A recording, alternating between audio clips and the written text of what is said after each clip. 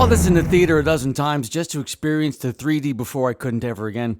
I love visuals, even if the story is bad. I'll even rewatch The Phantom Menace from time to time. Don't worry, I will do a video on that movie. So as I grow older, and because of social media and YouTube channels like CinemaSins, I can't help but watch movies differently now. More analytical, but yet still take it in as a whole. Like listening to a song for the first time, you usually pick out the lyrics first.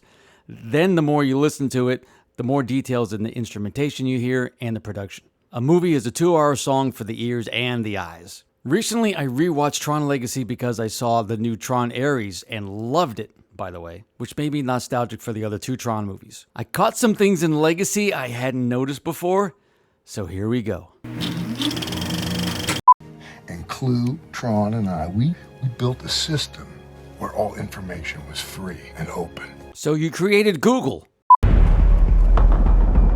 Why is there an atmosphere inside this new computer simulated world thing? There's clouds, there's wind, there's lightning storms, there's even things that look like water or lakes because it looks cool and Hollywood thinks you're stupid.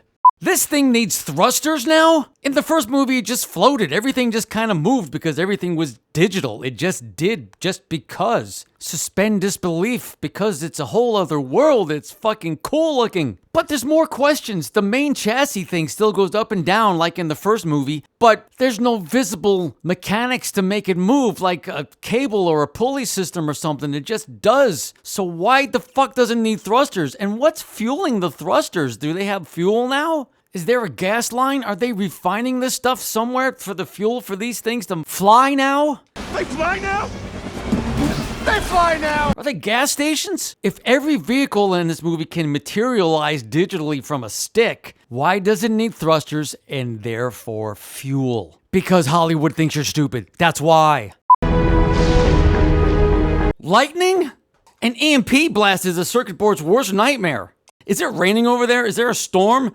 What the fuck's going on there that they need lightning? The son of Flynn. Of all the innumerable possibilities, he has to walk into mine. This is obviously a nod to the famous line in Casablanca. But if you don't know that, this line makes no sense by itself. He walks into mine. Mine what? Mine car? Mine house? Mine butt? Klaus mine from the Scorpions? There's no context to that line. The rest of the movie is well written. Why did this pass inspection? Here's the Casablanca line. Of all the gin joints in all the towns in all the world, she walks into mine.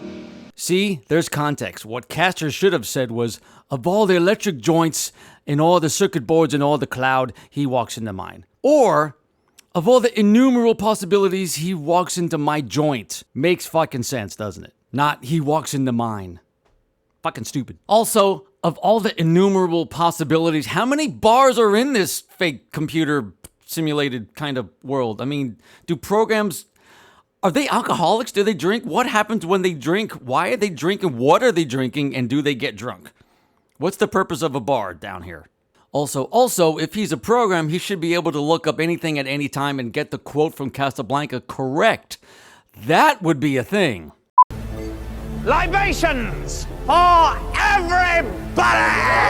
Libations for everybody. Great! Which brings up another question. Do they have money? Are there bar tabs? Because libations for everybody insinuates that he's buying the next round, which means there's money, there's a monetary system. What the fuck?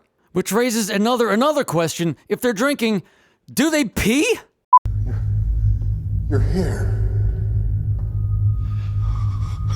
So he's been down in this computer simulation world for what, 20 years, right? He's human, right? He got digitized in. There's no physical form of him in the outside world. He's in here human. And he's obviously aged. So how is he getting food? How is he making food? What's available to sustain him to have a life for 20 years in this computer? Also, where does he poop?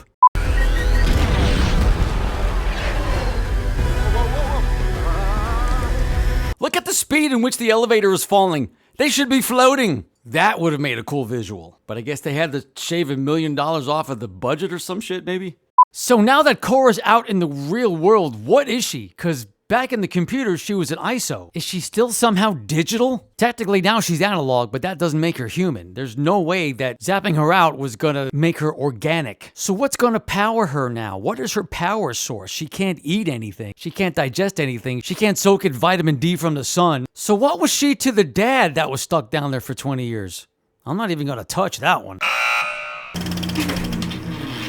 But when it all comes down to it, it's a movie, it's not real, just enjoy the entertainment.